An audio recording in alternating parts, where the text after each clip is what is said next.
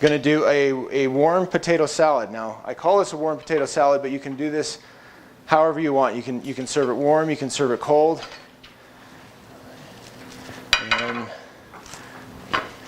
And even over the greens, it's really good if you have it all heated up. You can pull it right out, the potatoes right off the stove and mix it up and make it that way. And it really does well either way. I'm going to start here with our dressing first of all. And our dressing is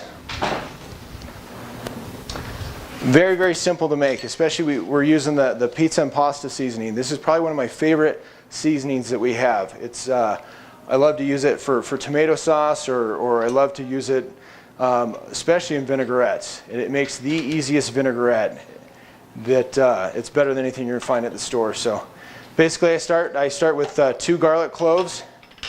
And when I make a vinaigrette, it doesn't matter with whatever I'm seasoning it with, I always go equal parts oil, vinegar, and water. So that's always just kind of a good rule of thumb whenever you're trying to put together a quick vinaigrette. And then we're going to put a little bit of salt in there, and then our pizza pasta seasoning.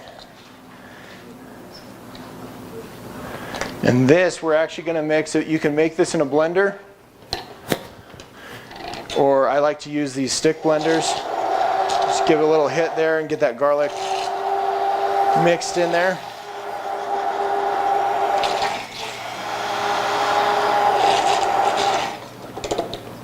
And that should do it. And take our potatoes.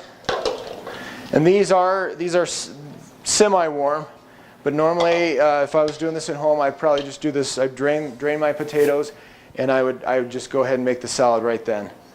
But you want to take your potatoes, and these also, I just cut them up and I boiled them like I was going to make mashed potatoes, but you don't want to keep cooking them to the point that they're going to fall apart and mush up just like a mashed potato would.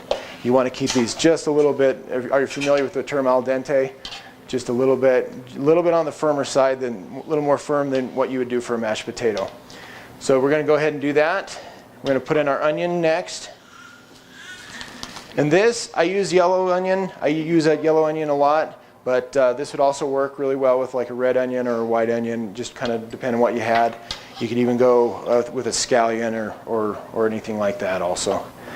And then our gorgonzola. Now, if you can't find gorgonzola, go to a different store, because you can use blue cheese, but the gorgonzola really does have a better flavor. It has it's a lot richer, a lot creamier, and adds really well. And then our bacon, and this is about eight pieces of bacon, and I chop it up. And when I cook my bacon, let me see here. I don't know if you can see that. When I cook my bacon, I like to cook it just about to the point before it burns, and just want to get it really dried out and get a lot of that oil out of the bacon. Because anytime you put bacon in with a vinaigrette or the potatoes or anything like that, they have a tendency to suck up some of that water. And so that'll just keep you from having little chewy pieces of bacon. All right. And then we're going to go ahead and pour our dressing on that. And mix that on in.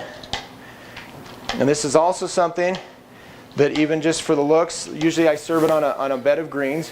And it really doesn't matter if you have spinach, use spinach. If you have mixed greens, if you have arugula, anything that you can find. They're really becoming pretty popular in the stores right now. You buy them in the little plastic boxes, see-through boxes. But I like to even take some of that and just kind of mix it right in and just get pieces of that in there too.